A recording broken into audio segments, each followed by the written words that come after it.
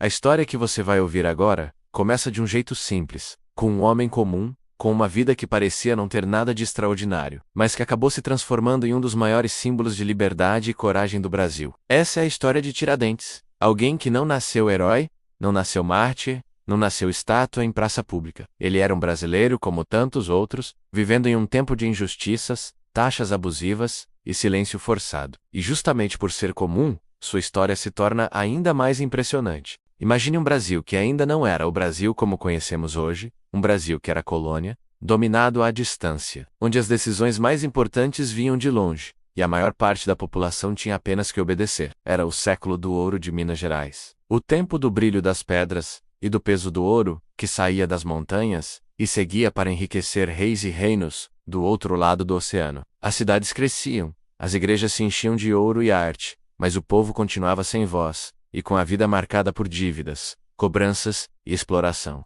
No meio desse cenário nasceu Joaquim José da Silva Xavier, que o Brasil aprenderia a chamar de Tiradentes. Ele não veio de uma família rica ou poderosa, perdeu os pais cedo, precisou aprender a se virar, e carregava apelidos ligados aos trabalhos que fazia. Ele foi comerciante, tropeiro, dentista prático, pequeno fazendeiro, militar. Tantas atividades mostram um detalhe importante. Tiradentes conhecia de perto as dificuldades da vida real, o peso dos impostos, a desigualdade, a distância entre quem mandava e quem obedecia. Ele não estudou em palácios, mas aprendeu na estrada, na conversa, no trabalho. Enquanto ele levava sua vida, o Brasil colonial vivia um momento de grande tensão. O ouro que antes jorrava com facilidade começou a ficar mais difícil de encontrar. As minas já não produziam como antigamente, mas os governantes de fora continuavam exigindo a mesma quantidade de riquezas. Surgiu então a ameaça da chamada cobrança forçada, a derrama, algo que assustava toda a população. Caso não fosse entregue a quantidade esperada, haveria uma coleta obrigatória, sem piedade. Era como um aviso de que não importavam as dificuldades do povo, apenas os cofres distantes que precisavam continuar cheios. Foi nesse clima que começou a nascer em Minas Gerais um movimento de inconformismo. Pessoas passaram a se reunir para conversar em salas, em casas, em encontros discretos. Eram poetas, padres, militares, fazendeiros, gente instruída e também gente simples. Eles falavam de liberdade, de independência, de romper laços com o domínio estrangeiro, sonhavam com um país que pudesse decidir seus próprios caminhos, fazer suas próprias leis, e não viver eternamente ajoelhado, diante de ordens vindas de longe. Tiradentes não era o mais rico, nem o mais estudado, nem o mais influente entre eles, mas ele era o mais entusiasmado. Falava abertamente, tinha brilho nos olhos, e acreditava que um país livre não era apenas uma ideia bonita, mas algo possível. Ele andava pelas estradas, conversava com pessoas,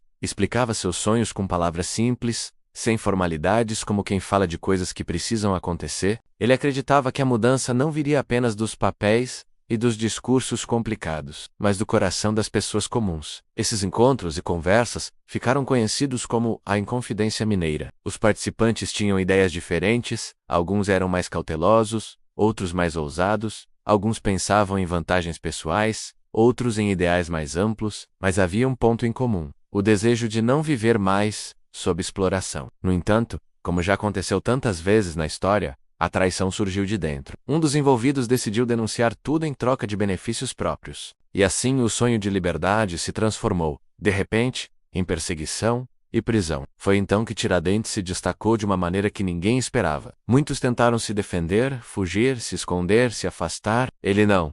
Tiradentes assumiu a responsabilidade. Falou abertamente. Não tentou fingir que não tinha participado. Reconheceu o que fez, reconheceu o que pensou e o que desejava. Não entregou companheiros, não se escondeu atrás de desculpas. Essa postura firme, quase desarmada, chamou a atenção de todos. Ali estava alguém que acreditava tanto no que dizia que estava disposto a arcar com as consequências. O julgamento foi longo, duro e cercado de tensão. O poder queria dar um exemplo. Não bastava punir, era preciso mostrar para todos o que acontecia com quem ousava sonhar com liberdade. Sentenças foram proferidas, algumas penas suavizadas, outras alteradas. No final, apenas um nome foi escolhido para apagar, com a própria vida, o de Tiradentes. Um homem comum, sem fortuna, sem título, mas com uma voz que incomodava, foi eleito como símbolo do castigo, como aviso, como lição, para os outros. Sua morte foi planejada para ser um espetáculo de medo. Queriam que todos vissem, que todos sentissem, que todos lembrassem. Que sua imagem fosse marcada pela dor e pelo fim. para que ninguém mais ousasse desafiar a ordem. Mas algo curioso aconteceu. Com o passar do tempo, essa tentativa de apagar sua ideia acabou fazendo exatamente o contrário. A figura que deveria representar a derrota passou a representar resistência. O homem que deveria ser lembrado como criminoso passou a ser lembrado como herói. Tiradentes não liderou exércitos, não governou países, não acumulou riquezas. Ele liderou algo muito mais difícil.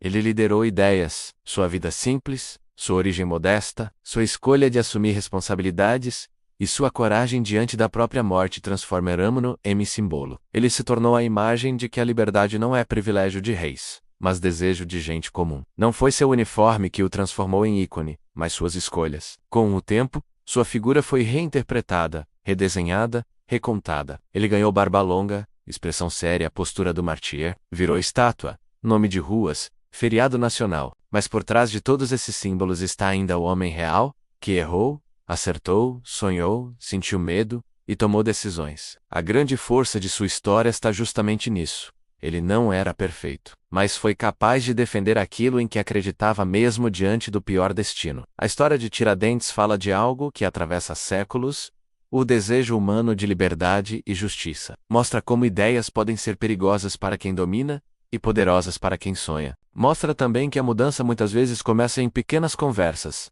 em reuniões discretas, em pessoas que se recusam a aceitar o que consideram errado. O futuro de um país pode nascer em salas simples, em cidades distantes dos centros de poder, na mente de pessoas que não se acham especiais. E é aqui que entra você. Até que ponto a coragem de alguém pode mudar o rumo de uma nação? Uma pessoa comum pode realmente fazer diferença na história, ou tudo depende apenas dos grandes líderes? Deixe sua opinião nos comentários. Você acredita que um indivíduo pode transformar um país? Ou acha que isso é apenas um mito que contamos ao longo do tempo? Tiradentes nos ensina também sobre responsabilidade. Ele poderia ter negado, se esquivado, jogado a culpa sobre outros, mas não fez isso. Essa postura ecoa até hoje quando pensamos sobre assumir nossas escolhas, sobre sustentar nossas palavras, sobre encarar as consequências. Sua trajetória faz com que a pergunta sobre coragem não seja apenas histórica, mas também pessoal. O que nós fazemos quando enfrentamos situações injustas? Sua memória não se resume ao fim trágico. Ela se estende a tudo o que veio depois. Os debates, os livros, as escolas, as conversas sobre liberdade. Ele se tornou um personagem que ajuda o Brasil a pensar sobre si mesmo, sobre o passado colonial, sobre o valor da independência, sobre a importância de questionar e de buscar um país mais justo. Cada geração reencontra Tiradentes à sua maneira, e é por isso que ele continua atual. Quando olhamos para a sua vida, lembramos que nem sempre os heróis vestem capas ou comandam multidões. Às vezes eles surgem do cotidiano, de vidas marcadas por trabalho, dificuldades, perdas e sonhos. A grandeza não está na perfeição, mas na escolha de se posicionar mesmo quando isso custa caro. Tiradentes pagou o preço máximo, mas deixou algo que não pôde ser apagado. Um exemplo que atravessou o tempo. Essa história não termina no século em que ele viveu. Ela se conecta com a formação do Brasil, com o sentimento de identidade nacional e com o desejo constante de liberdade. Seu nome continua vivo porque representa algo maior do que ele próprio. Representa a ideia de que o povo pode e deve pensar o seu destino. Representa a recusa de aceitar injustiças como se fossem naturais. No próximo vídeo vamos mergulhar ainda mais no contexto desse período, entendendo como o Brasil colonial funcionava, como surgiram outros movimentos parecidos e de que maneira essas ideias de liberdade se espalharam até chegarem à independência. Você vai perceber que nada acontece de repente e que a história é feita de processos, passos, erros e tentativas. Se você gostou desse conteúdo, não se esqueça de se inscrever no canal, comentar, curtir o vídeo e apertar o sininho para ser notificado dos próximos vídeos. Valeu e até a próxima!